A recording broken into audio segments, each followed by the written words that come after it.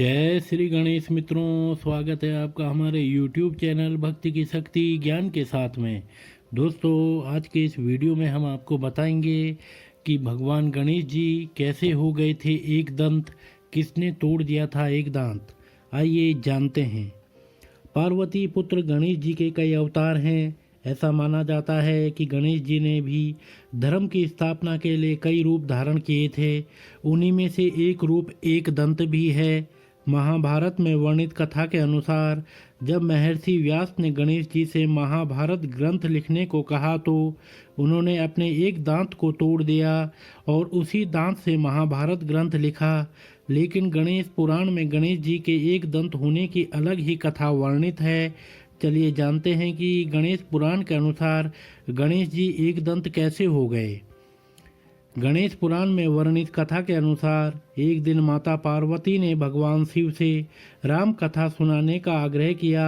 माता पार्वती के आग्रह को भगवान शिव टाल नहीं पाए।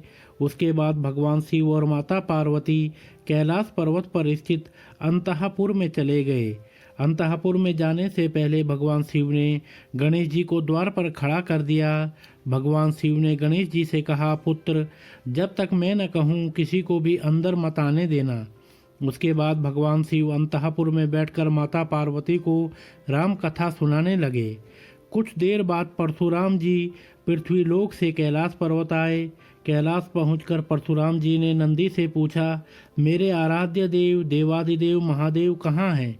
तब नंदी जी बोले, हे ब्राह्मण श्रेष्ठ, भगवान शिव तो मेरे भी आराध्य हैं, लेकिन मैं नहीं जानता कि इस समय वो कहाँ हैं। नंदी की बातें सुनकर परशुराम जी क्रोधित हो उठे। उन्हें लगा कि शिव के गण उनका उपहास उड़ा रहे हैं। क्रोध में ही परशुराम जी ने कहा, तुम सभी देवादिदेव महादेव को अपना आराध्य देव कहते हो, हमेशा उनके साथ रहते हो, और इस समय वो कहाँ हैं तुम लोग नहीं जानते। तुम सभी को किसने शिव जी का गण बना दिया? तुम लोग शिवगण के लायक हो ही नहीं। इतना कहकर परशुराम जी स्वयं शिव जी को कैलाश पर खोजने लगे। काफ़ी देर खोजने के बाद परशुराम जी को एक महल के सामने गणेश जी दिखे। उसके बाद वो गणेश जी के पास पहुँचे और उस महल के अंदर जाने लगे। जैसे ही परशुराम जी महल के मुख्य द्वार के अंदर जाने को हुए, गणेश जी ने उन्हें रोक दिया। गणेश जी ने कहा, आप इस समय अंदर नहीं जा सकते। गणेश जी की बातें सुनकर परशुराम क्रोध से लाल हो गए। उन्होंने गणेश से कहा, तुम कौन हो बालक, और मुझे तुमने क्यों रोका? तभी नंदी सहित और शिवगण भी वहीं आ गए। गणेश जी ने कहा, मैं शिव जी और माता पार्वती का पुत्र गणेश हूँ। उसके बाद परशुराम जी ने कहा, बालक, मैं अपने आराध्य देव से मिलने आया हूँ। मुझे देवादिदेव महादेव से मिलने से कोई नहीं रोक सकता। फिर तुम एक बालक होकर मुझे रोकने की कोशिश क्यों कर रहे हो? तब गणेश जी ने कहा, मैं अपने पिता की आज्ञा का पालन कर रहा हूँ।